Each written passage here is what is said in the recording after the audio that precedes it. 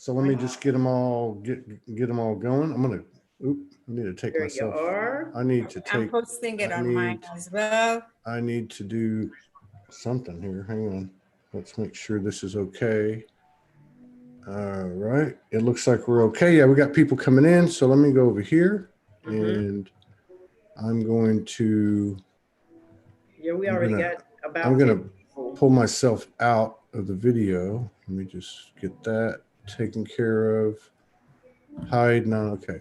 All right. So I'm gonna go ahead and play the intro, and then Sandra, you take it from there once it's done. Okay. So here we go. Who's recording? We, the light workers, in perfect joy, quietly expand unconditional love. Spin now ever so gently as you warm yourself. For we, the light workers, are back from eons of time behind and ahead. May love, laughter, and tears of joy rain now and forevermore upon your face. And so be it. And so be it. And so be it.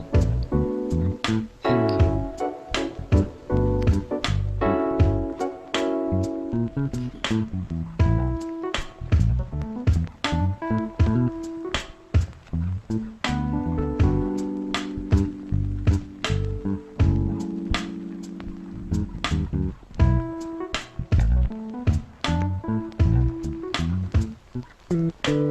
Oh, Mother, my tears fall upon your face. I just remembered. We, the light workers, have returned to spread our web of love around you. From distant stars and galaxies, from lives past, present, and future, we come to guide your healing. We, the light workers, one soul to another, touch the hearts of many each day. With each recognition, we laugh, smile, and cry. Our love is abundant, flowing, and shimmering.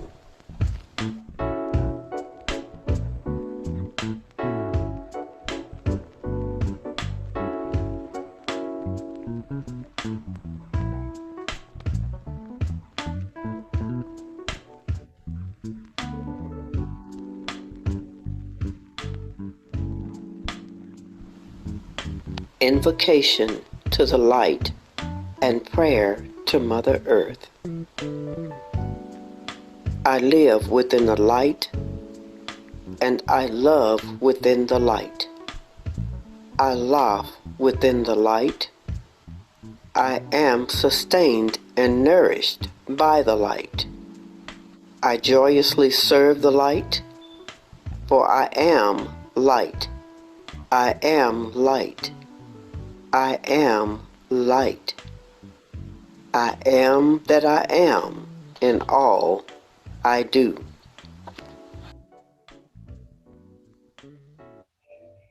Beautiful. We are the light. Wow. Peace. This energy is phenomenal. Can't you guys feel it? Yeah. And Raymond, he's just a bubble of happiness. Look at him. Yeah. Thank you. Thank you. Wow. I'm happy to be here. I'm very honored to be here. Absolutely. Well, we're so honored to have you. Okay. I'm going to go ahead and open up with a short light invocation from the book that my bestie Honeybee gave me from there. And Michael. Yeah. That's been our Bible. Yeah, I use it every day. So I'll be reading from page 9, and it's called Invocation to the Light. Yeah. I live within the light, and I love within the light. I laugh within the light. I am sustained and nourished by the light. I joyously serve the light, for I am light. I am light. I am light. I am that I am in all I do. And so be it. So So deep. be it. And Wow. so be it. That's powerful. So it is. Wow. It That's is. powerful. So happy you're using that book, Sandra. I knew Oh after the my healing God. session that had your name written all over it. So when I told Oh, Honey, we knew that you had to get it ASAP. You know, that's been like what 8 years I've been how with did that. you know? How Well, did this you is know? when that's what said when I went to Shasta, that's what happened. And then when Raymond was our speaker here, Sacred Sunday, is based on this, it's based on the sacred flame. So everything comes from that. Oh my And goodness. so, yeah, and we know yeah. so many of the decrees, we say it over and over, and we work so directly. Oh with yeah.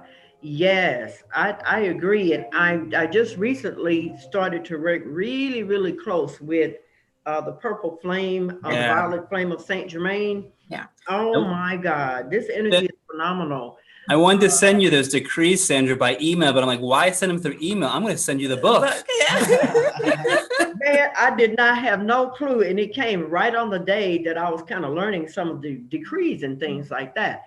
So I know, as you all know, the violet flame is the one of the highest vibrational transmutational flames there is. Transmutes a lot of distorted energy and takes it back to its original form, right? So anyway, the show is really based on us transforming ourselves. You know, there's no big eyes or little U's here, but we do have special guests that we like to showcase to kind of find out a little bit about themselves and the work that they're doing on the planet and the energy that they can share with people all over the world. Of course, Honey B and Michael know a lot of people. They have a lot of platforms, and so does Raymond. And we have shared this as many times as we could share it. And we have a pretty decent sized audience where we can go ahead on and begin the show. First of all, I would like for you to go ahead on and start typing in your questions. Honeybee and Michael will probably be doing most of the talking and then interviewing, of course, Raymond, and then we'll go from there. Real quick, I'm going to read Raymond's bio so you all can know who this young man is. I'll tell you, this is a powerhouse. Y'all don't understand who we got sitting in front of us. You have to call him Who delicious. brought that? Sandra, be sure you call him delicious because we call him delicious. He's our delicious friend. We need some whoop whoops. Somebody might be in on the whoop whoop thing, you know. All right, okay. And so Raymond, you'll find out quick that I'm very raw and real. And you can call me ghetto, you can call me whatever you want, but it's all in love, you know what I'm Doesn't saying? matter. Not just go on and just keep it moving. That's All right. right. Doesn't matter. Okay, we're now interviewing. Oh, I'm getting so many hearts in here. We're going to read Raymond's bio real quick, Okay. and then from there, Honey and Michael can kind of go ahead on and open up the rest of the show. Raymond Holmes is his name. Raymond Holmes is the founder and director of the Conscious World Initiative, TCWI, a 501c3 nonprofit organization teaching dynamic self-development and meditation since 1995. Raymond has over 45 years of experience meditating, living a vegetarian vegan lifestyle, and works full-time for the federal government. Raymond has studied self-development, spirituality, mysticism, neuroscience, and the esoteric teachings of the Surat Shabd Yoga under the guidance of two living and enlightened spiritual teachers in India. Raymond has led workshops, lectures, seminars, and retreats for audiences in Chicago, New York, Washington, D.C., Colorado, Los Angeles, San Francisco, San Diego, Atlanta, and countries outside of the United States, to include India, Germany, Switzerland, Panama, South Africa, China, and South Vietnam. I don't think he's left anybody out, has he? Wow.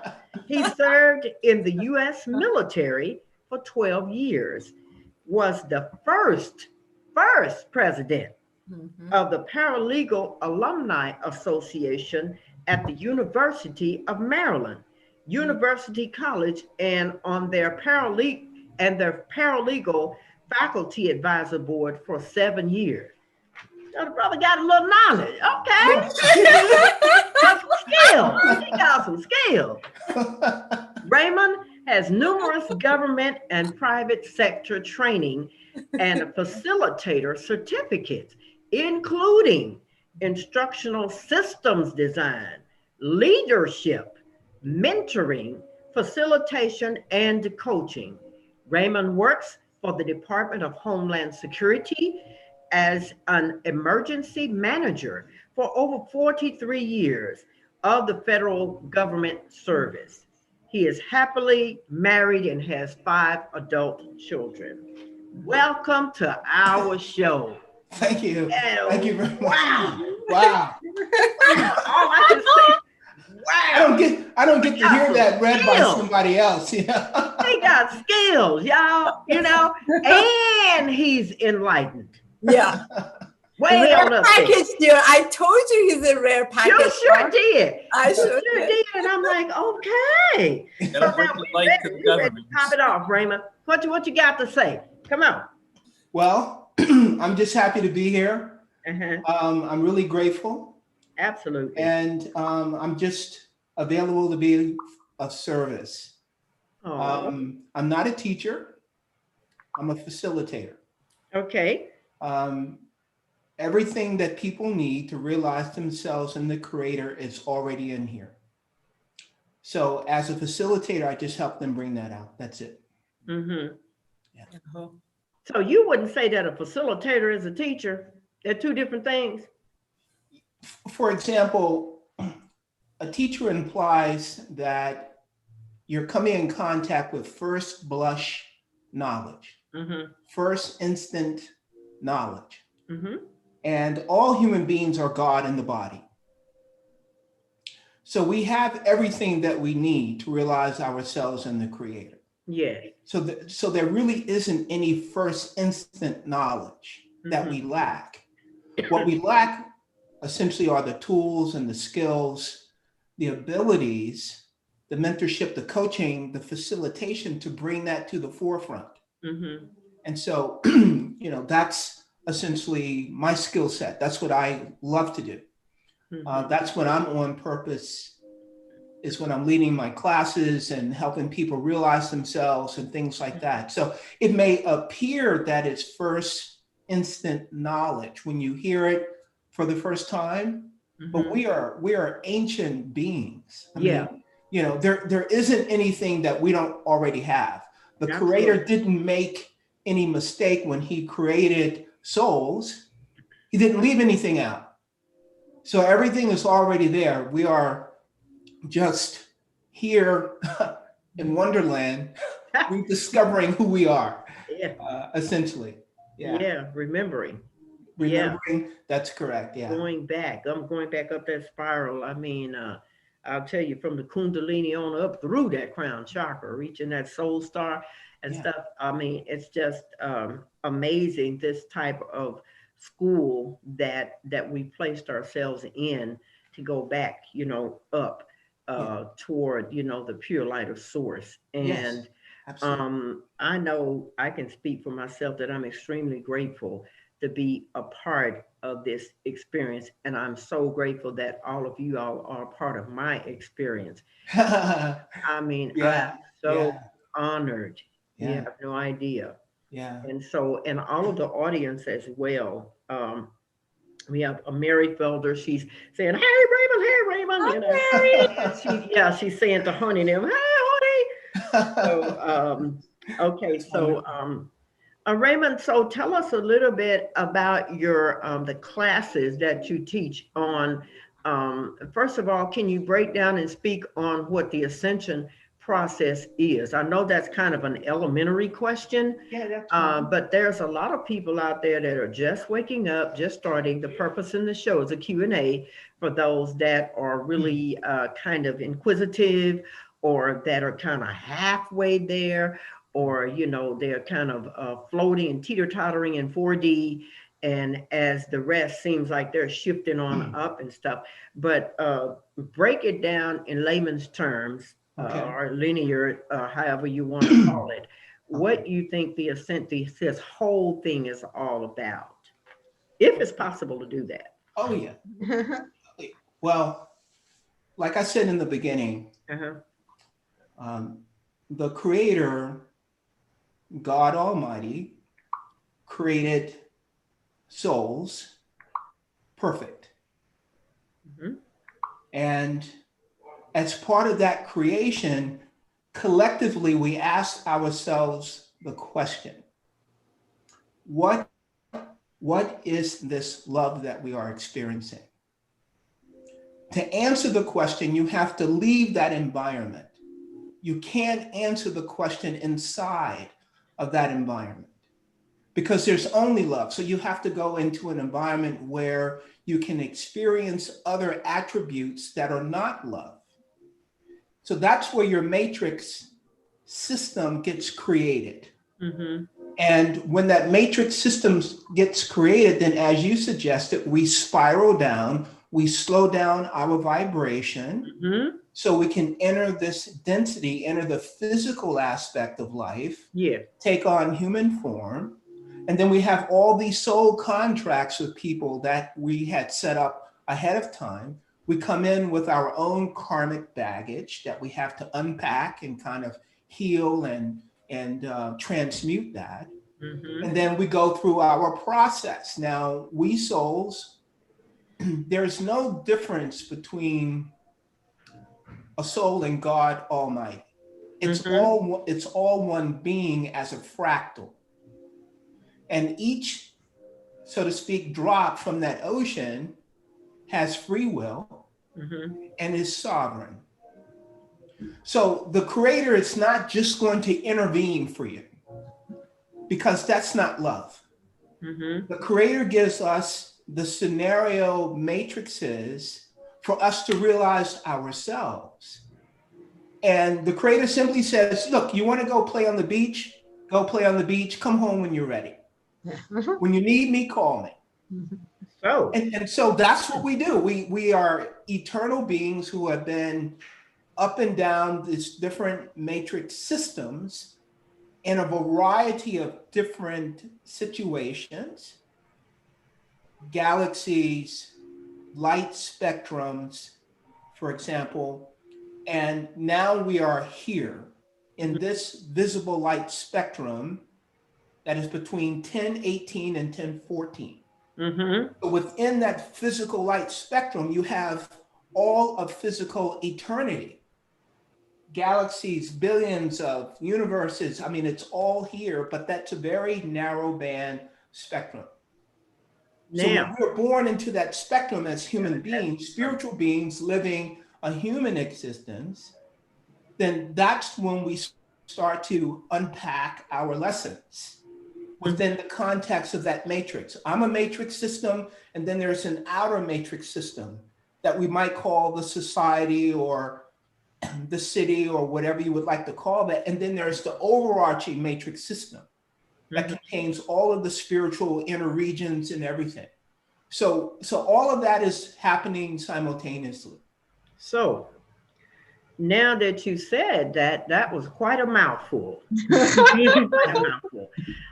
What do you say to the individuals that are looking on, that are waiting on a Creator? They're waiting on a Christ-like figure to appear, but yet, you know what I mean? They're kind of inquisitive. He keeps saying Creator did this. We signed soul contracts with the other beings before we got here.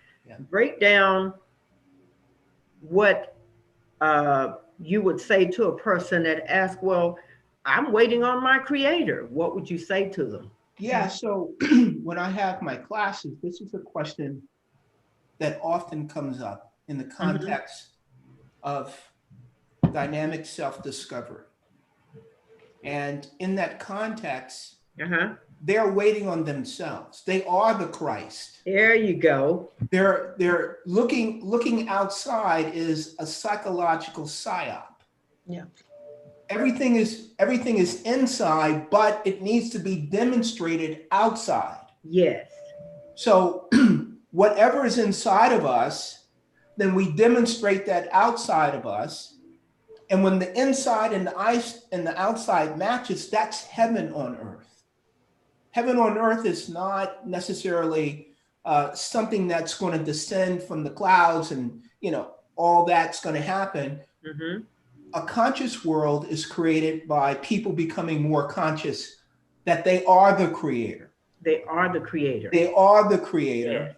And what they have to do is unpack essentially the attributes that are in dormancy. In order to do that, we have to push and pull against other people in order to trigger those attributes. So we have people running around in our cultures who are pushing against the light. And then we have people running around in our cultures who are pulling towards the light. And that's part of the matrix setup that is here. So what we do as facilitators is we try to get people to understand that everything that you need is inside of you. It's an inner solution with an outer demonstration. And so as we start to go through the inner solution, for example, you talked about third dimensional consciousness. So two-dimensional consciousness is animal consciousness. And animal consciousness, as you know, is the strongest survive. I'm going to chase you down. I'm going to eat you for lunch. And then after I had lunch, I'm going to chase somebody else down for dinner. And then, and that's what happens in 2D. Right. So in 2D consciousness, you have animal consciousness, and that's the maniglia brain that we have. We have a part of that. That's our reptilian brain that we have. And when that's activated, human beings descend into almost an animal-like consciousness, where it's the survival of the fittest and all these different things. So when you come to third dimensional consciousness, now what you're starting to do is you're starting to challenge your own ego structure. So here's a good way to understand the ego. So not cutting you off, but you got two questions waiting in the queue. Okay. I can see he's comfortable and ready, So EGO. Edging God out. I like that. Okay. Then you have EGN. Edging God in. Yeah. Okay. So that's the dynamic. When we are working from the lower three chakras, the Guda, the Indra, and the Nabi chakra, the lower three chakras, those are egoic chakras. We're living from the ego down there in those chakras. That's third dimensional consciousness. That's the unrefined consciousness. That's the survival of the fittest. That's service to self and all these, that's divide and conquer and all these other things. So to come from 3D, we have to come to the heart chakra. That's 4D. When that heart chakra opens, now we are available for love. And that's when we start to tone down, edging God out, and tone up, edging God in. And that's the transformational process that we start to go through. So I can go on, but what's the first question that you have? So Dawn Bowers Cantor says, so what woke Raymond up to his self-awareness? That's question one. And the second question is by Kelly Bird. She says, we are the creator. we are spirit, then why do so many humanize God? So the first question is, how did you become awakened? And the second question is, why does humans humanize God? Okay. My awakening wasn't instant. It was over a period of time. Mm-hmm. When I was a child, I still have child memories. Mm-hmm. This may sound weird, but I have infant memories. Nice. Of when I used to go out of my body all the time and play with friends, my kids, and different friends that I would have. And then all of a sudden I'd come back in my body because my mom was changing my diaper and I was hanging upside down, or my dad had me, or they were trying to put some food in my mouth. So I've had those kinds of experiences from day one. From day one. And then I had a near-death experience when I was in the Boy Scouts. We were at the university. We were in Maryland at Ocean City, and I almost drowned. So as I was in that process of drowning, I saw this light that appeared beneath me. And then when I suddenly popped to the surface, and there was one of those air mattresses right next to me. Wow. So then I had other experiences. When my sister passed away, I was 12, and I had a mystical experience with that. And then when I was 16, I saw a spiritual teacher from India on TV. I'm born here in DC, grew up here until I was 12. And there used to be a show that came on here called Harambe in the 1970s. And in 1972, the commentator, she was the first Black woman to have her own show. And she came on at 7 a.m, and she was interviewing a spiritual master from India who was on world tour. And when I heard him start to speak, it was a remembrance. It was an instant remembrance. And I knew that I had to find that person. So at 16, how can I go to India and find that person? So arrangements were made for me to meet people who were in contact with that person. That's the God power, making those arrangements. And so that's how my awakening just continued over the last 45 years. So that's where it started. It started, very early in life, and it's just been a continuation through my life and the different arenas that I've been in. I was captain of my football team when I was in high school, played college football for a while, went into the military, excelled in the military, came out of that, joined the federal government. I mean, so it's been a process. Wow. Over all these years. Walking Elohim on the planet. Well, I can't help anyone if I haven't experienced the difficulties. If I haven't been challenged and overcome the difficulties, I could not assist other people overcoming their challenges. Which is what you decided that you wanted to do anyway. You remember when you signed the contract to come down here to do it. Right, exactly. You're very, very fortunate to have been to so many places, so many countries, met so many people, had so many seminars, have climbed up the degree, so to speak, in the ABC world to get all of that knowledge and things like that. And so that's phenomenal. Miss Kelly Bird is on you. She says, if I'm the creator, then the creator looks like me, not like a painting.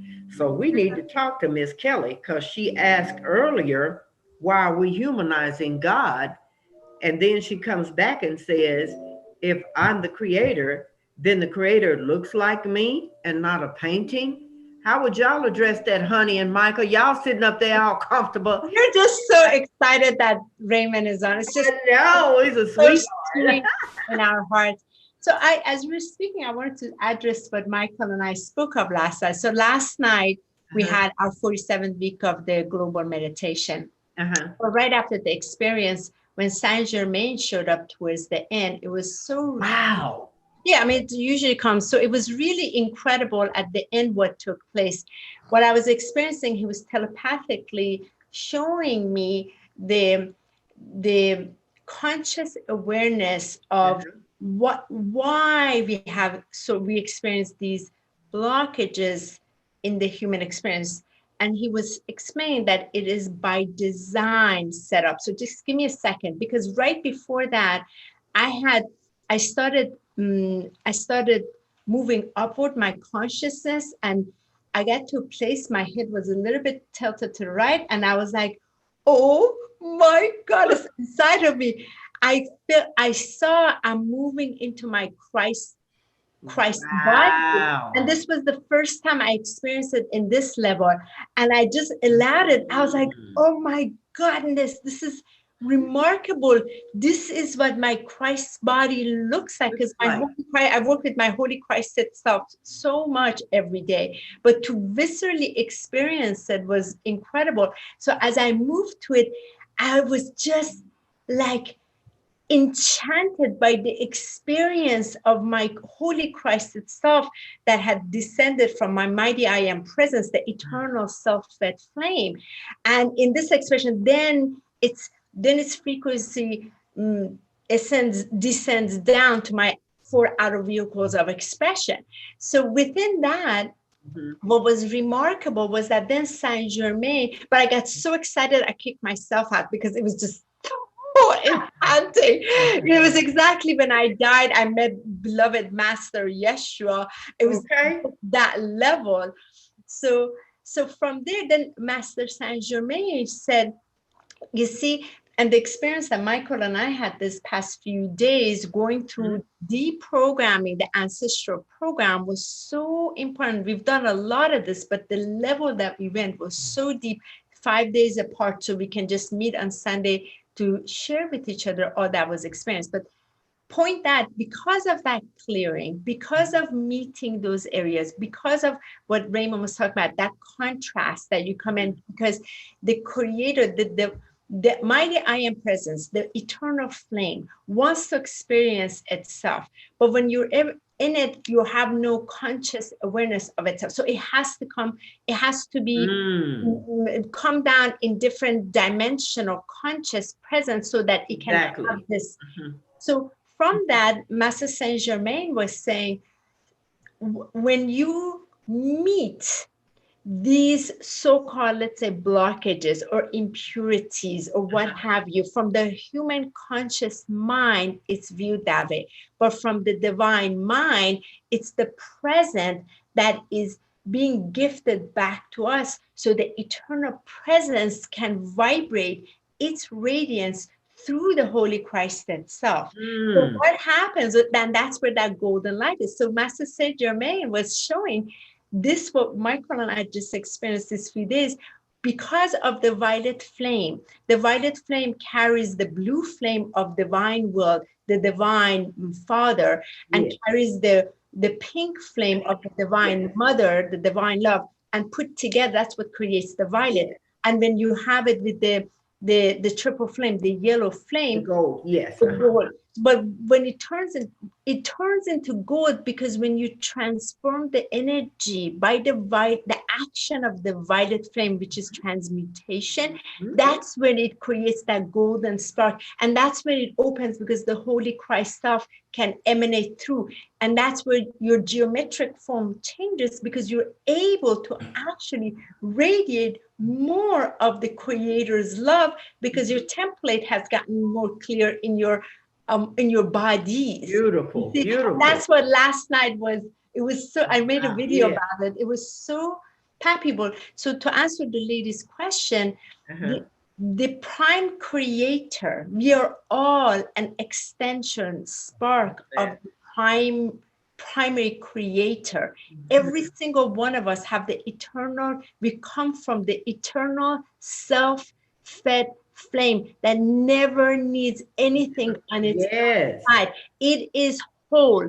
It is perfect. It is encompassing of all. It's inclusive of all. So once we come into that presence, and it doesn't happen overnight, because it is the real eyes state of being it, because it's not this eyes that opens up, this eyes where you have become actualized, you're able to experience it no longer from the human experience, but it is from the mighty I am. The eternal self is experiencing through the outer expression, which is the human form. So I just want to say that real quick. Now what's happening now is that since we're getting closer and closer to December, there, you know, the planet is. And Sandra, 1 second, because you asked about there's no savior. Absolutely, there's no savior. The second coming of Christ, it is the inner Christ light, the crystal light in all of us, being presented to the whole humanity to radiate it, bring it forth. So just want to, we don't wait for nobody. That's a very good point. None of that. And I was thinking when you were saying that, you know, about the gold, you know, the threefold flame that's going to be emanated as it builds up gold, the gold halo. That's why a lot of the pictures that you see of the angelic beings or the masters or Yeshua or Magdalene or all of these beings will have this this yellow thing. The Lahun chakra has become activated in the gold because it's coming from the Holy Christ itself, because there's no more human mind affecting it. There's no more any of the, because it can stream through easily and come through the heart. Yeah, it changes your whole auric field. Correct. Now, Raymond, we have another question for you. This is from Don Bowers Cantor. Has Raymond experienced the dark night of the soul? Absolutely. Absolutely. You want to break down what that means? Have you ever walked on grass? If you walk on grass, I mean, the dark night of the soul is a part of the process. We have to go into the dark night of the soul because that's where the pain and the suffering is. That's where we call out, you know, for the creator. That's when we call out for help. A human being is pleasure seeking, pain avoiding. Okay. Pleasure seeking, pain avoiding. So as long as we're running after the fool's gold, for example, in the outside world, and we obtain some of that, then we're okay. You know, everything's fine. I don't need the creator. You know, don't show up right now. I'm having a good time, about to buy my house, buy my car, get my second house in Italy. Yeah, I don't need you to show up right now. You know, so as soon as things go south, that begins the dark night of the soul. Like, oh my God, what is this? What's going on? I need some help. I can't handle this by myself. You know, should I suicide or should I go see a therapist? Like, what should I do? And so that's when we come in contact with our material. Wow. That's the material that we have to unpack out of the suitcase. That's what came with us. That's what we pushed off, for example, in the corner. Yeah, shoved it down. Shoved it down. That's correct. And so to get to self, to get to dropping enough density, as Honey was saying, so we can manifest beyond the human mind, we have to start to unpack that stuff. And that's painful. That's why it's called the dark night of the soul, because it's painful. But it's a necessity. It's a necessity.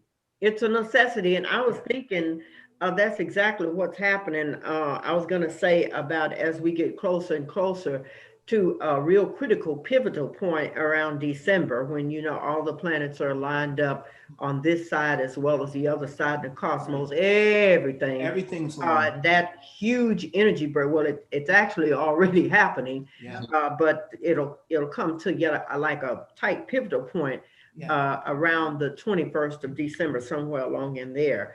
Do you think that a lot of the things that are happening could be a part of the human race, or people actually experiencing their dark night of the soul now, because everything has to surface. This is truth energy coming in now. The particles in the air, the particles that's in the atmosphere is going to make you look at the truth. Yeah. And so therefore, if you decided that you didn't want to unpack those suitcases, guess what? Consciousness unpacked them for you. Right. And you are being shown all of your dirty little stuff that's been in the closet. It's going to come right out of your mouth. That's correct. So I was going to ask you what you thought about that. Yeah, you see, once again, love is unconditional. Yes. Okay. Mm-hmm. Love is not intrusive. Mm-hmm. If a person doesn't want to unpack their stuff, then God is not going to force them to unpack it. Uh-huh. God's just going to continuously create the furnace around them where the heat slowly gets turned up more, and more, until they reach a point of surrender and say, okay, I need to unpack this.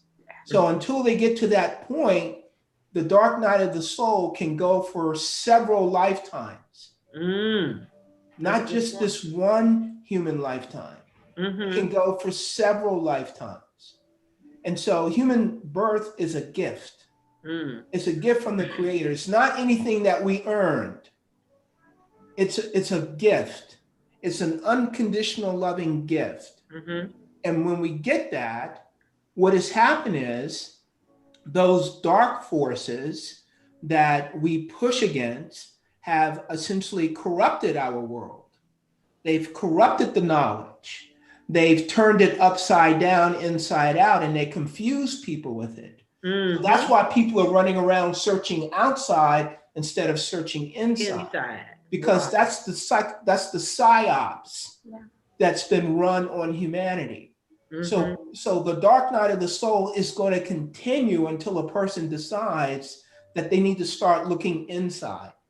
So once they take that step inside, 1,000,000 steps from the Creator is taken towards them. So that's the turning point, is when they say, okay, there's more to life than what I'm seeing out here. I need to start looking at myself. And that's the moment of transcendental transformation.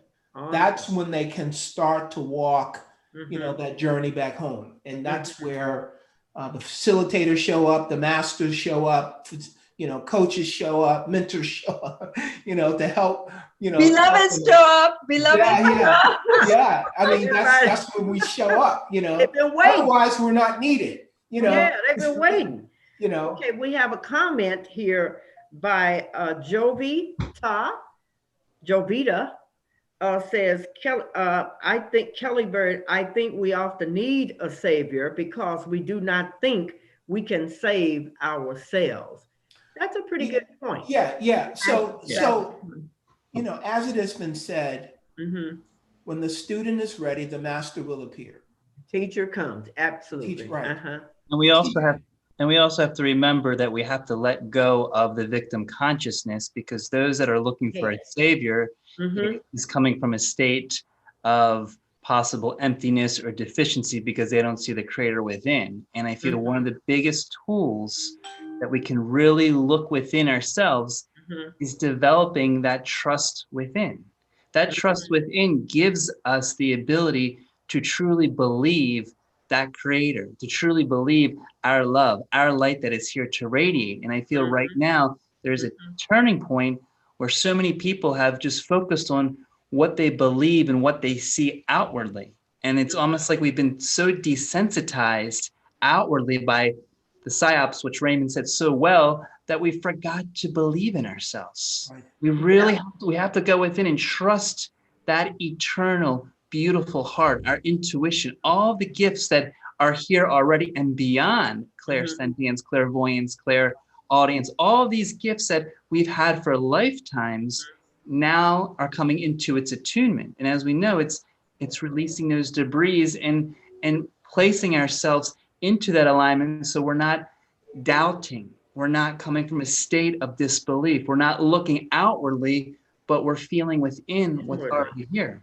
Okay, so Absolutely. what Well would you said. say to a person Absolutely. then that is in all this chaos and confusion seemingly that's going on the planet, all this fear, all this rioting, all these shootings, every time you cut the television, the TV on, you see all these illusions. I mean, what would you say to, and we have a lot of people in the audience, that's what the show is, you're searching Q&A, you know, trying to fit or shift into 5D. What would you tell these people? Anybody can chime in on that. What is y'all's advice on the easiest way? Some people don't know how to go within. There's work to do, of course, but they don't have a clue where to start. We have beginners that are viewing the show as well as masters that are looking at the show.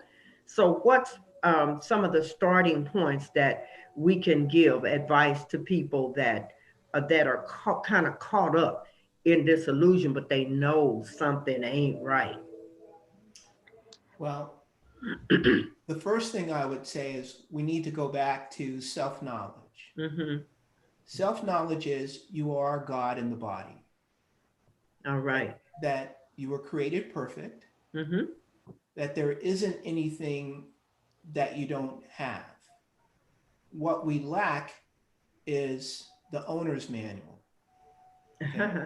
Like you go and you buy a new car. Mm-hmm. You look in the glove box. There's the owner's manual. There's the manual. Mm. So human beings are born here with no owner's manual, and we're at the mercy of what mom and dad know, Mm-hmm. what grandmom and granddad know, or what the society knows. Mm-hmm. And if we intuitively feel that what they're presenting Mm-hmm. is somehow doesn't resonate with us, then we go into confusion and we start to search even more outside. Mm-hmm. Because no one has said you need to start to search inside. And searching inside is a process of meditation. Meditation is a process where you go away from the 5 physical senses, where you slip the 5 physical senses into neutral. And then you focus your attention at the third eye center inside. Mm-hmm. And that's where everything starts to get revealed. That's where the food of the soul is. The food of the soul is not outside. That depletes the soul is being outside. What strengthens the soul is going inside. So all of my classes every class starts with meditation. Awesome. They have to learn meditation. Mm-hmm. Because meditation is a foundation tool that we need in order to realize ourselves. If a person stays on the outside at the level of the 5 senses, they're never going to be able to realize themselves, because the creator is inside, beyond the 5 senses. Mm-hmm. So meditation is a process where you suspend the 5 senses. Mm-hmm. And now you are knocking at the door, waiting for the creator to say hello to you. Mm. So if you never come to the door, then that's the problem. Wow. So meditation is a process of coming to the door, and anyone can learn the beginning stages of meditation. It's not that hard. Mm-hmm.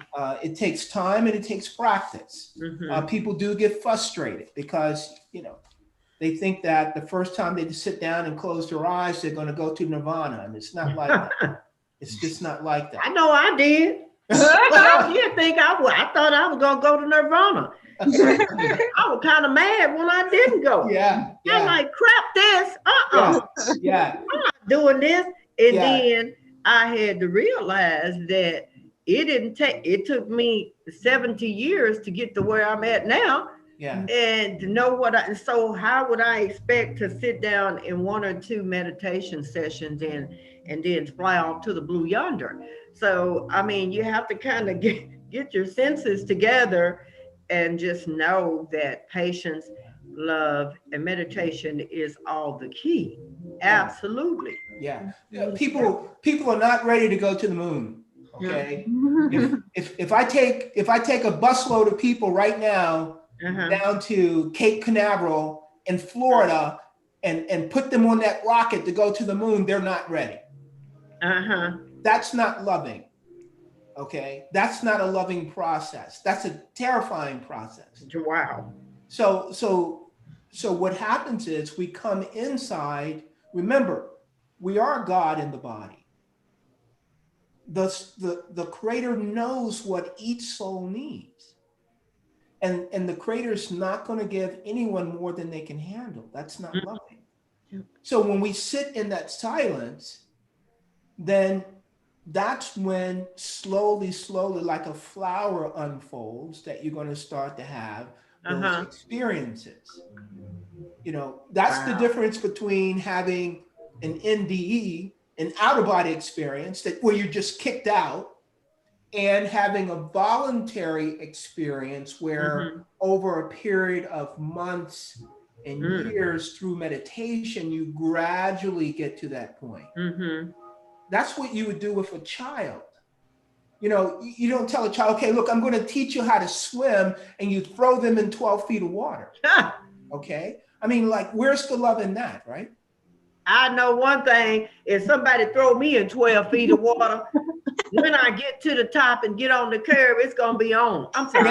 Yeah, absolutely. Because there was no love in that, right? There was no love in that process. I love you, yeah.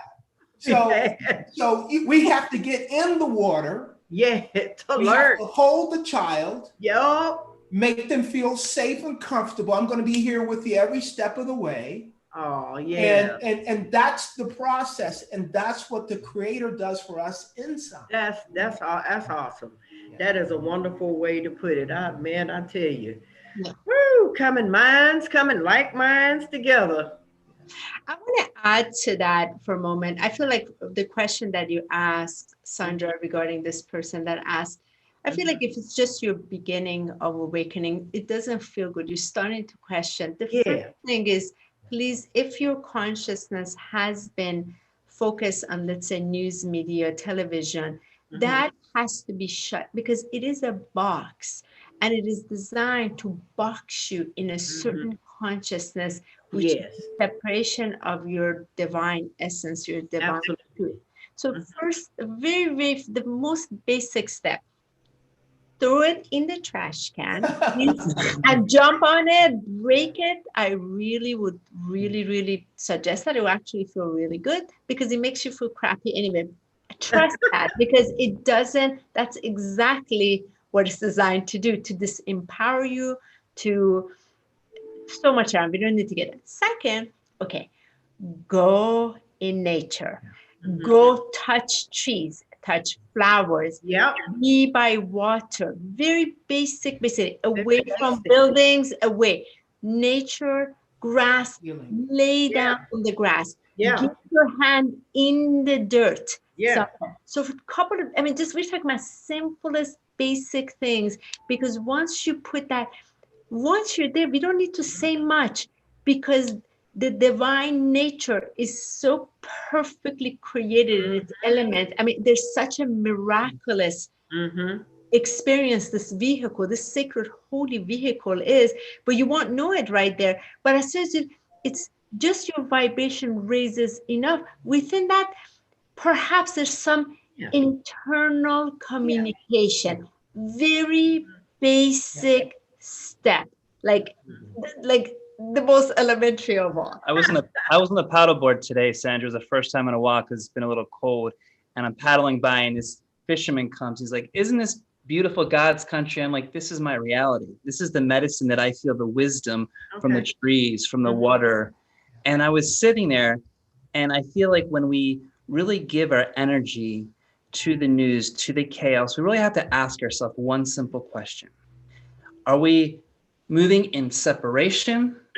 Or are we moving into unity? Because simple for anyone that's awakening, anyone that's already been awake, are we moving closer to love? Is it moving me further away from love? And really to use that in our resonance. Because right now, when we really start to look at every single thing, we do have to critically think and do the research and really see what is happening behind the message, because most people know that are already awakened, there's an agenda behind it. Right. But when us highly sensitive beings can feel that vibration, nothing good or bad, unconscious or non-conscious, everything is consciousness, right? Everything has a vibration, everything has resonance. But what does that do to your heart? How does that feel within yourself? And that's for each individual in their free will to then make that decision what is right for them, because some that are still living in fear may just be dragging their feet through the swamp a little slower than those that we know are moving through love, because we start to look at it and we just stay above it in our vibration, in our resonance, and keep blasting that love and awareness through our consciousness just by speaking the truth of our Totally on point. Now, what I posted on my Facebook page today was, will you stick your head in the sand? A lot of people that went right over their head. I'm like, my point is, when you had to learn about vibration, you had to learn that you even had a vibration. Right. You had to learn that your name that you chose when you came here had a certain vibrational frequency to carry you through up to this point where we are now. So when people ask me, well, do you look at TV? How would you know if you didn't know? How would you know that you're moving toward love? How would you know without having the experience of that stuff? Yeah. So you got to, at some time and point, I'll peek over there, but we're such high vibrational beings, we know how to adjust the frequency. Yeah. We know how to go up and down, but a lot of people haven't learned that. But my point is that it's not a sin or a crime to look at TV. You just don't need to look at it 24/7. You don't even need to look at it, but maybe if you look at it 5 or 10 minutes, and that'll let you know. It's not even have to be on TV. You can watch the demeanor of people. You can see, I mean, I freaked out when I went in the grocery store the other day and everybody's faces were covered. I'm like, what the freaking, what's going on? And it was crazy. So my experience is not like what I wanted to be anymore in the grocery store. Yeah. So this is why people are running scared and being in chaotic minds and things like that, because they haven't, I guess, been triggered to go toward it's love over here, guys.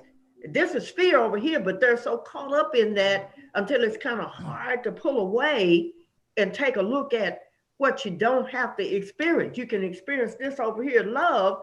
All you got to do is look over here long enough. Just stay over here. Oh, okay, that's over there, but I'm going to stay right over here because this feels good. This means that I'm going toward the oneness of myself.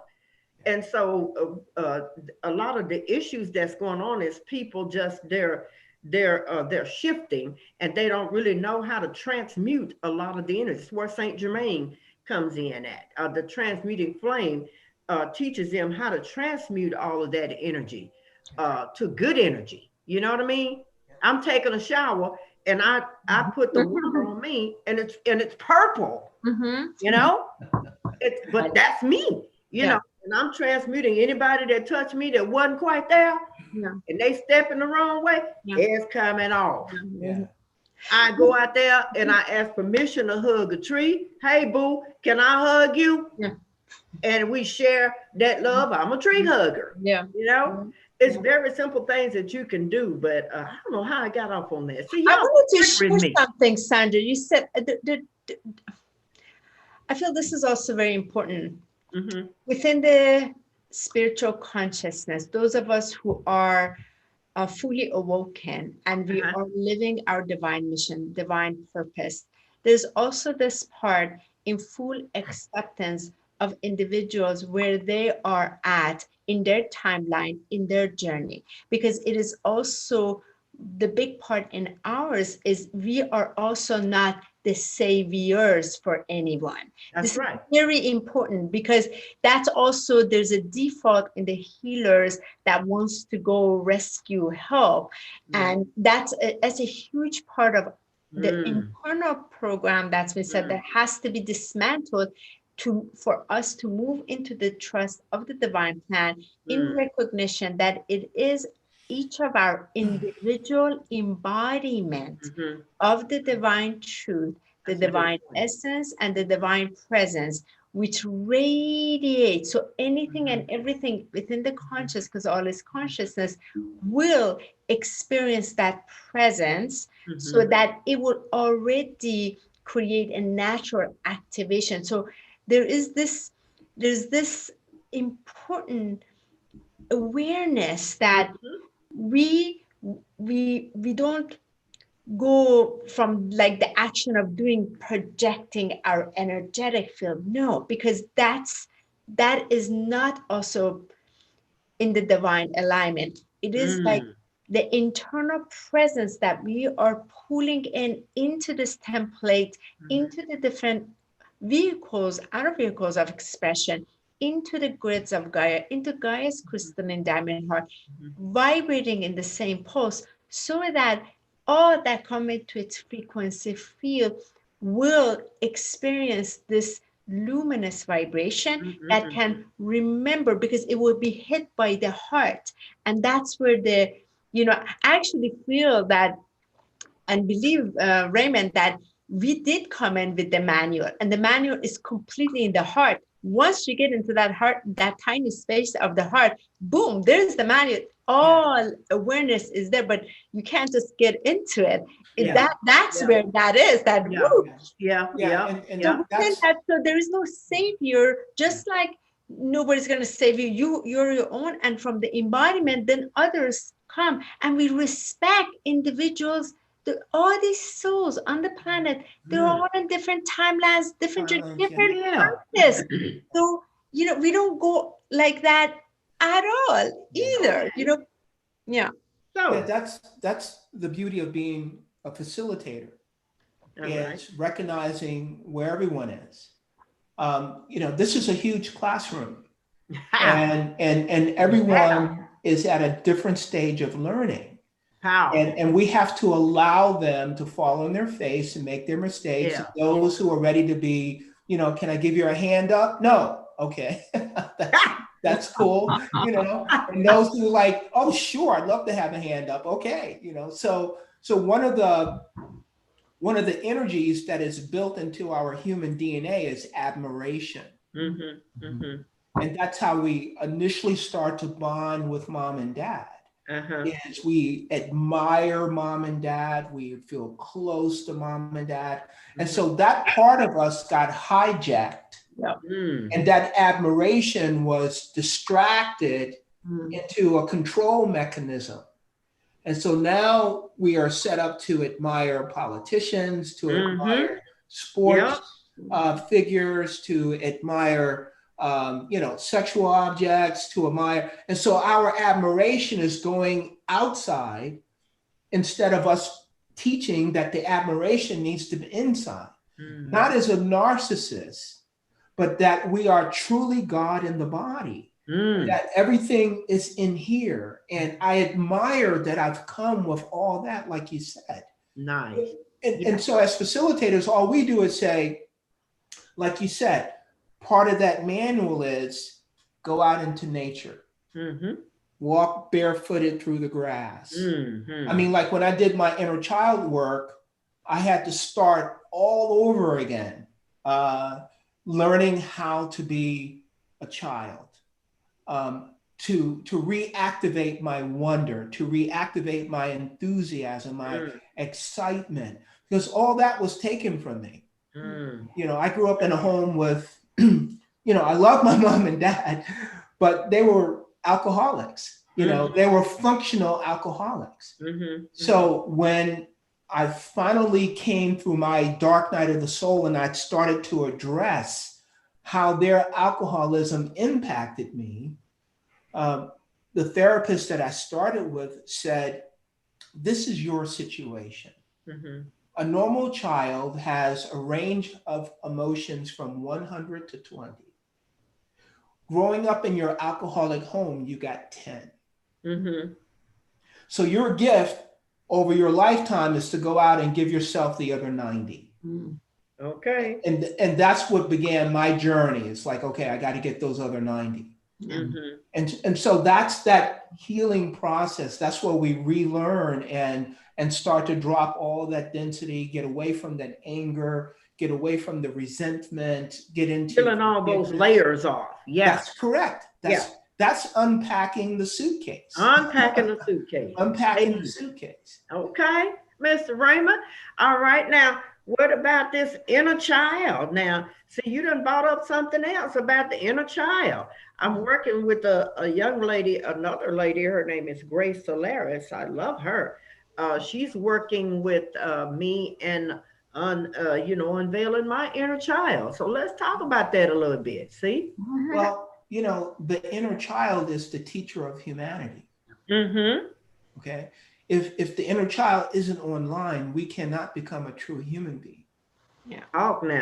It's the inner child who's walking through the grass barefooted. All right. It's the inner child, like Honey said, who's putting their fingers in the dirt. And as Michael said, the holy crystal all the time. Who's out on the water. It's the inner child that is looking at the leaves and finding wonder in life. Yeah. It's going on the hikes and just want to sit down on a rock and just take it in. That's how we nurture the inner child. So the inner child has been wounded. And when the inner child gets wounded, it gets frozen in time.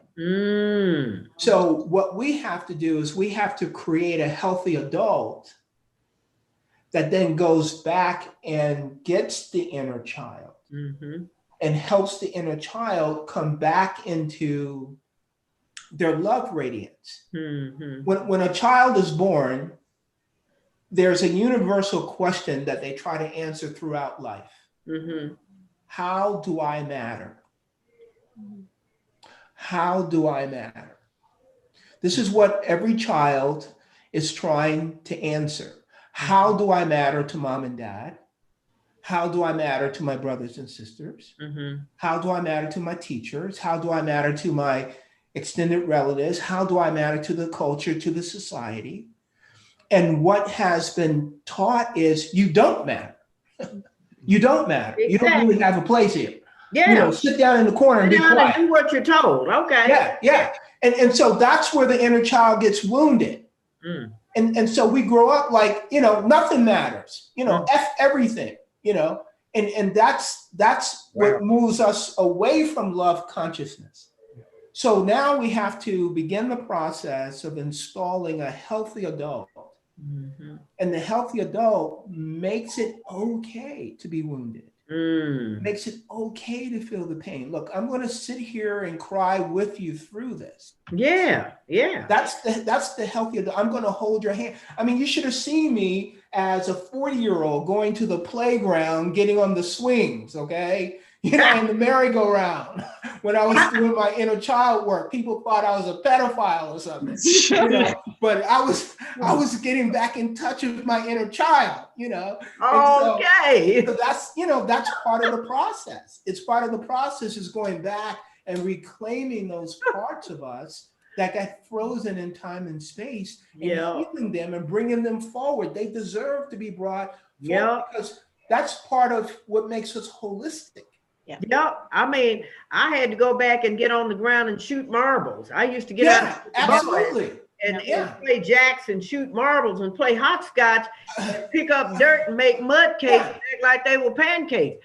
I'm ready to do hopscotch with you. I'm ready to get out there with you and play some pickup jacks. Well, Raymond, wait a minute. I'm 7 years old now. Wait a minute, because my hands wouldn't exactly shoot it. I mean, and then I tried to hopscotch and I'm 6'1", right? I'm very tall. So, I mean, you do the math on that. I'm just saying. Wow, Sandra. And Raymond, I love what you said about those experiences frozen, because from a shamanic perspective, a lot of times when that inner child, which we know represents that purity, Right. it represents that innocence, it represents that godlike nature. Yet Absolutely.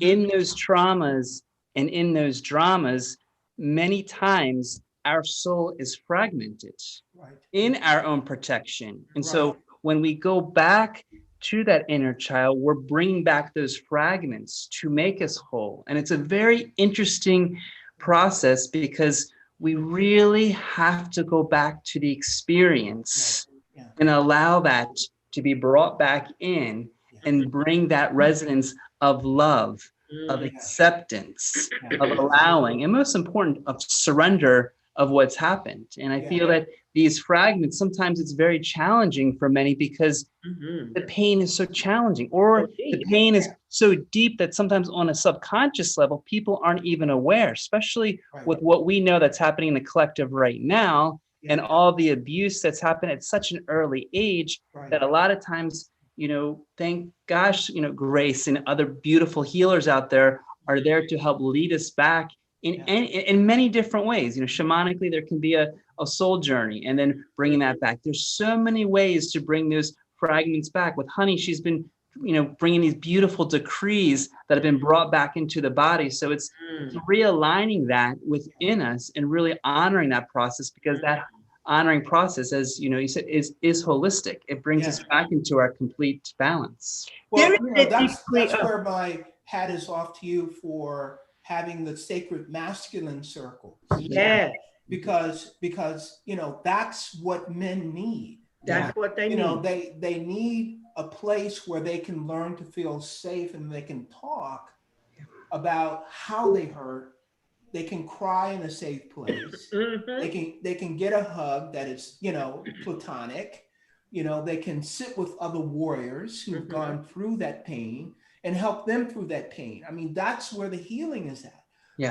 When a person feels that they're out here on their own in a canoe with no paddle, that's where people panic. And so the message is that you're not alone.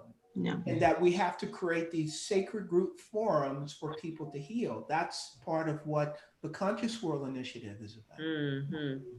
There is with the painting, I don't know if you saw these past 3 days. I mean, it's over there first, and I'll show you the blue one right there. But what I was working with, and that's the first ray, which is the divine will. It is the divine Father that creates the protection and the will, the higher will of God, and the decree, and it works with the blue flame angels and the masters that are part of the blue ray to assist. One of the powerful decrees during that one particular that took 18 hours, there were two decrees that I was saying over and over and over and over in this state. And but one of them that has to do with the soul fragments, because of this ancestral deprogramming we're doing.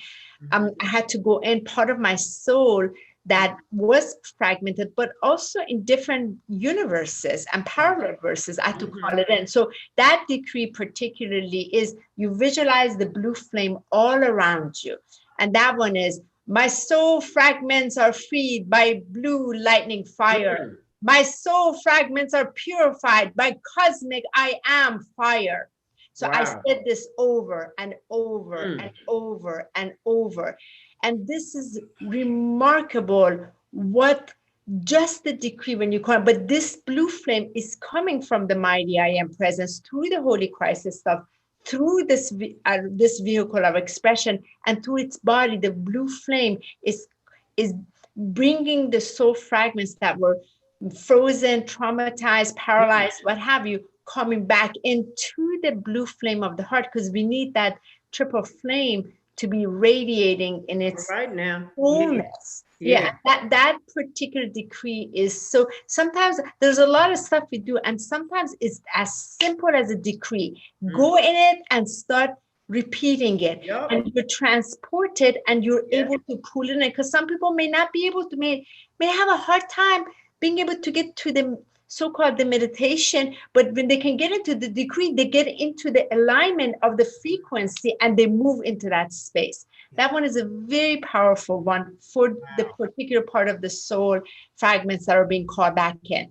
Wonderful. Okay, I was trying to find, there is something. That's not in that one. The decree in the book. It was something about the Blu-ray or something. Oh yeah, wow, I turned right to it. Yeah. Prayers of Invocation for the First Royal Blu-ray. Is that that's Master and Moria? Yeah. And that's what I'm going to bring the picture of this. So that one is what it's dedicated. And also this is the second version of it. I'll show you with the Blu-ray, because it's all in diamond frequency, but I'll bring the other, just a little picture of it. And She's gotten really good at that, Michael. Yeah. And I made this available. It's available for everyone. They can just for free, just print it out of my page. You can post this directly on your solar plexus, because the flame of the solar plexus often is too little. It needs to be larger. And individuals usually go from the frustration to destruction. You want this flame to be balanced, but it's the blue diamond ray is God's holy first ray. That is the protection around you that allows you to be sustained by your light. And this really helps the solar plexus. Like even last week, Michael got up with a stomach ache. Boom, put this on it. Say the decree, Michael. Not my will, not my will. In the mail. No, but no, you can. I'll send the picture. It's available to everybody. You can just print it. We have it even on our phones. You know, the living transmission. You can go to CVS and just print it out. And literally, it comes in high quality. And then if those that want it, CVS, Walgreens, wherever, you can laminate. You can laminate it, so you have like a little copy for it. So it's so that's what was created to assist individuals specifically for this part, so that you can assist in shifting. Your human will is very weak. It will not give you the ability to deliver the divine plan. It will not let you deliver your personal ascension, neither the planetary ascension. And you will be caught and pulled into the matrix. So in order to transfer, you're going to have to call in the higher will. And the higher will is through, the first step is through the blue ray of light. And that decree for that is not my will, not my will, not my will, thy will be done. That's right now with this one. Just a few, because but it's so, you create the spiral and it will support you. And I still say that every single day. Well, Raymond, what are some of the issues, some of the main issues that you found in lately that your students are having concerns, not issues, but concerns that your students are, what are some of the main issues that they're coming to you with that seem to be, kind of troubling them as we shift to make this massive shift? Yeah. So a lot of my students struggle with a linear process, of moving from ego to no ego, to moving from service to self to service to others. Like, how do I do that? How do I forgive people who have hurt me? Because there's two parts to forgiveness. It's forgive and forget. Okay, forgive and forget. So you don't get to forgive and then hold on to the resentment. I know, right? Yeah. So moving from those third dimensional processes where right now people are caught up in race identity because the soul has no race, okay? But they're caught up in the pigmentation of skin color. They're caught up in the polarization of political parties, and they're trying to figure out, how do I become loving with all of this other? How do I become loving and keep my Blackness? So we have to talk about, well, what is Blackness? It's not what necessarily you've been told. What is whiteness? It's not necessarily what you've been told. Okay, now. Yeah, it's a psyop that's been run on humanity, divide and conquer. So now we have to go to the soul level, where the soul is the foundation of what you want to identify with. All right. Not the body, not the pigmentation of skin, not the gender, not the nationalism and all that. You want to identify with the soul, because once you start to move through that, you will get to unity. You will get to oneness. You will start to see that it's all like for example, I asked one of my students, I brought in a photograph of a field of lilies, and these lilies were, different colors. And so I said, I want you to look at this and I want you to pick out the color that is the best. Okay. Pick out the color that is the best. And so they sat there for a period of time, and I said, okay, did you find the color that is the best? And they said, well, they're all beautiful. I said, well, that was the point. Yeah. That is the point. When we go to unity, it's all beautiful. That's right. We go to divisiveness. Oh, it's only the red flowers that count.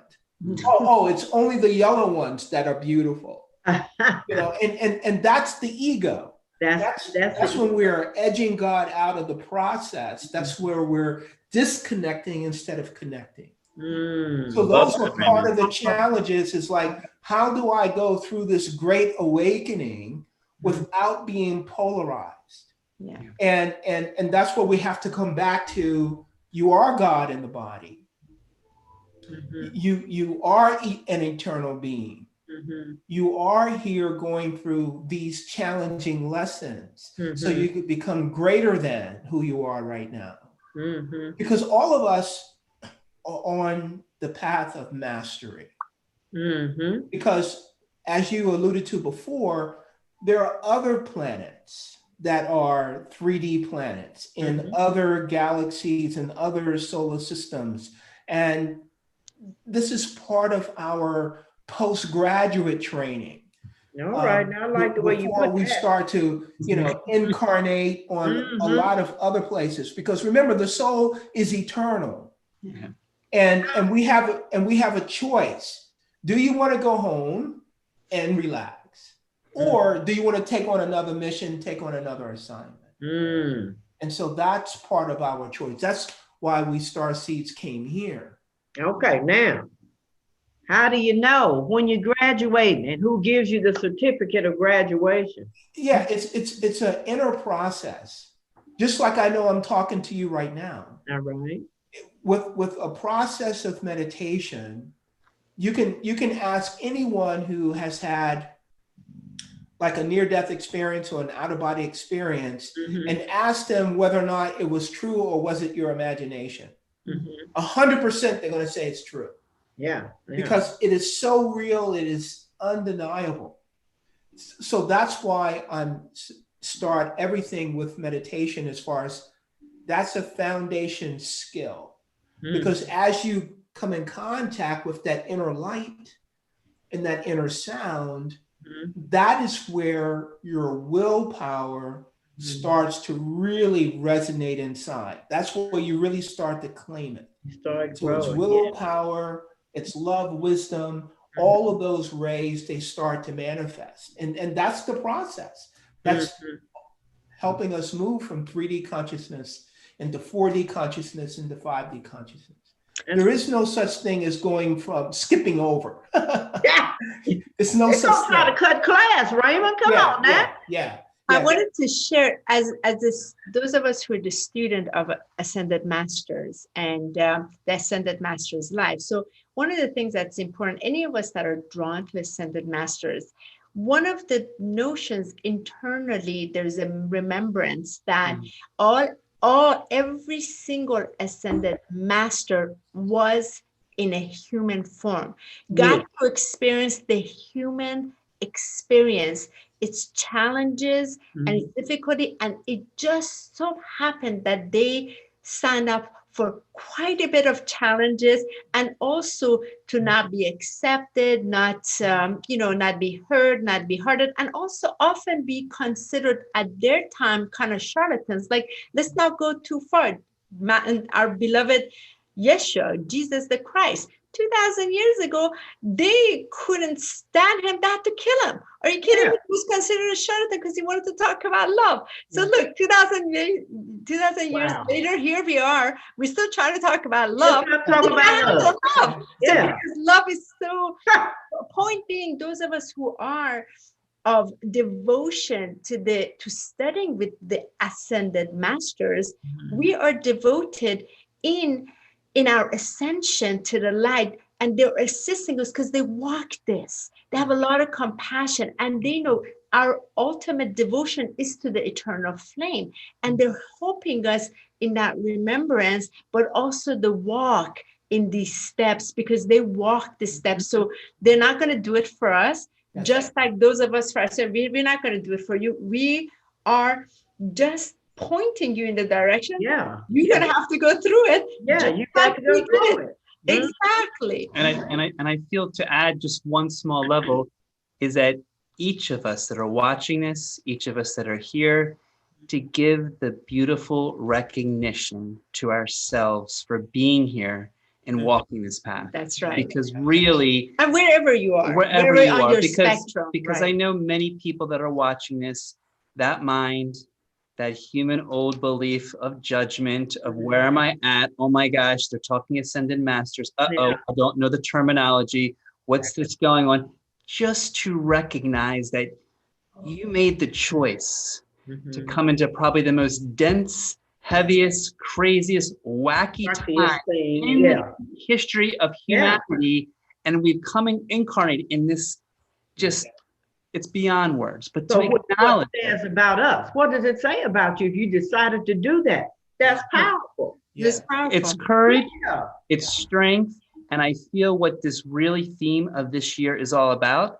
It's our empowerment. It's our truth in nature of our divine coming forward and finally recognizing ourselves for who we truly are. And just to recognize yourself in the mirror, look in the mirror and look at the beautiful expression. Look at these beautiful eyes, this beautiful body. Just to give the love to ourselves, I feel could be the most simplest way to acknowledge this amazing creation that we walked in here amongst all of the crazy chaos that's moving through right now. So I acknowledge that with all of you here, all of us that are watching, because the more we can acknowledge, recognize, and really love ourselves, then we hit that tipping point of our loving vibration to move to the next level. And I feel there's been a lot of, like, you know, having studied, my background was clinical psychology, and then, you know, all of that counseling, therapy. And one of the things was a lot of people were caught up in this thing. Well, you know, this, if I really pay too much attention to myself, like I'm considered selfish, and there's a lot of self, the ego and all of that. Although there's some part of that, but the consciousness that recognizes not this little self, the big self, not the little I, the giant I. When we come from there, then when I take this time to nourish this being, this thyself, thee, I am coming home to discover more of me, but the me that is expressed in this finite expression here. And that self-love is not the little human self-love, is the divine love. I'm creating this space so that I can discover what this present, because the Holy Spirit wants to experience itself. Raymond, I love you talking about the inner child. One of the things that the Holy Spirit loves is when this physical template is dancing, moving, because it's like, wow, Honey is good at that. Like, I love to see her dancing. I am a wild woman. You just see her at 5 a.m. in the morning like a jackrabbit, and I want to sleep another hour, and she's 6 a.m. She's like, morning time? Morning time? Like, honey. Like, honey. Oh, Lord. Well, listen, y'all, we could talk we could talk and talk and talk, because I know I got to give the gab, and I love good company, which you all are beyond amazing. Raymond, he just fit right in, you know. Thank you. He's kind of technical, you know. He just like the way he presents stuff, like a teacher or facilitator, you know. And I'm so proud of you, young man. Thank you so much, Thank you, Honey and Michael, for bringing him on the show. He's such Thank a you, big part of Raymond, our for hearts. accepting So. the invitation, and you have to tell us you're coming back. Please, Oh, please. whenever, Yeah, absolutely. yeah, you know, whenever you need me to come back, I'm back. I mean, Yeah. there is no other purpose in life for me. Yes. Yeah. Hey, I like that. Yeah.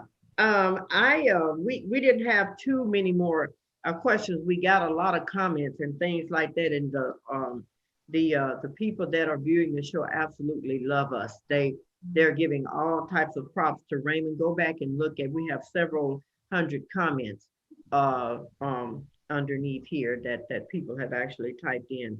So yeah, it's kind of that time, and I'm going to read the prayer of light again. Can I just leave with one thing? Yeah, I was going to ask you what final words did you want to leave with our viewers and everything? So there's roughly about 8.9 billion human beings. Mm, Every one of them is unique. mm, Every one of them is unique. mm. Yeah. And that's where the admiration for self begins, like Michael was talking about. Yes. There is no duplicate, there is no copy. All of us are uniquely divine. And that's where self-esteem begins, with understanding, you know, this gift that we've been given. That's absolutely beautiful. Oh my goodness. Thank you so much for that blessing. Thank you, Mike. Thank you. Thank you, Raymond. Michael, honey, come on, spill it. I know you guys got some final closing remarks. I feel like what I would really love to do for all of our listeners today, there is this daily tube of light decree that's so powerful that comes from the mighty I am presence through the Holy Christ itself. We can get the image real quick so you can see the image, and then covers this our templates, and around it is filled with the violet flame. This particular decree that I'm going to share, so that comes from the mighty Holy Christ, mighty I am presence, and that's what the rays of light are, and through the Holy Christ itself. And this is us covered in this daily tube of light, which is crystal, and it's very powerful. What I like to do, I would like to just call in the decree specific for this. That's very powerful. So I've been now doing this, well, of course, in the morning, but then I've added it to my middle of the day and added towards the end of the day. So it's the power of the 369 to vibrate out of my field even stronger, particularly during this time right now. So I like to invite all of us to just close our eyes, please. And I like to invite everybody to take a deep breath in and breathe out. And visualize all the way from source light. There's this crystalline white tube of light that descends all the way down, covering your Holy Christ itself, coming all the way down. And it's about 3 to 6 feet from your physical body out in all directions. And it's completely covering all of you. Your physical body, your emotional body, your mental body, your etheric body, and also extends to your spiritual body. And all the way down towards earth, connected all the way to the heart of Gaia, her crystalline diamond heart. And I just want you to breathe in here and visualize around you, your physical template, there is this violet flame. So just breathe that. Close your eyes and breathe it, as I will call this. Please continue to breathe as I do this. Almighty I am, true self within, Alpha and Omega, heaven descend, enfill my being, my auric field with a mighty brilliant white overt shield. Into my field blaze violet fire, freeing flame of lightning fire, transmuting all dross of human creation, freeing my soul from all false separation. I am one with my I am source, merging with almighty powerful force, uniting me with all beings unkind, loving oneness in all mankind. Tube of light, strengthen my being. Violet fire blazing, singing. Protect, defend, and lift my soul. Mighty I am presence. I am whole. And let us seal this. Everybody repeat after me. Ready? Okay. Let God be, let God's will crystallize now. Let God be, let God's will crystallize now. Let God be, let God's will crystallize now.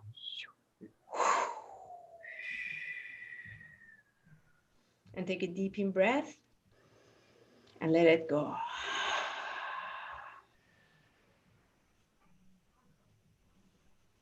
Thank you.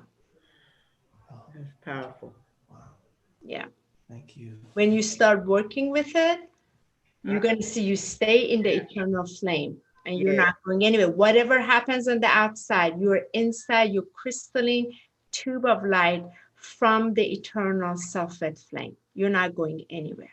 Thank you. What was the name of that one? I'll send it to you. I'll post it in the link. So I'll send the whole decree so you can say it every day. Mm-hmm. It's not in there. Can you see that? Yeah.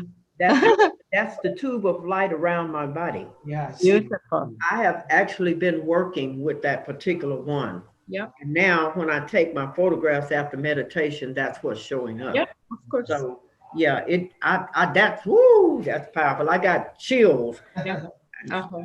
And if I may say one small thing, thank you, honey. That was beautiful. Yes, thank you so much, honeybee. If there's just one message that I can just send out to the collective, send out to every being, my guides are just coming through me and saying, love in action. Yes. Let us remember Yes. every moment in every day that we have this opportunity to be love in action. Yeah. Wonderful. Yes. Wow. Amen. Thank you, Michael. Amen. So we're going to go ahead and end out with that beautiful, powerful love in action and that beautiful decree and Raymond's wonderful, beautiful instructions and decrees and beautiful smile and energy and everything. And we will see you all again. Yeah. Thank you, my Facebook listeners, and may the violet flame of Saint Germain be with everybody. Yeah, thank you. Thank you all for coming. Yeah. And again, thank you, Todd, and One Soulogy Studio. Yeah, thank you, Todd. So much. Absolutely. Yes. Thank you, Sandra. Love you so much. Raymond, love you so much. Thank you. And thanks to all the participants. Thank you for all being here. All right. Bye-bye.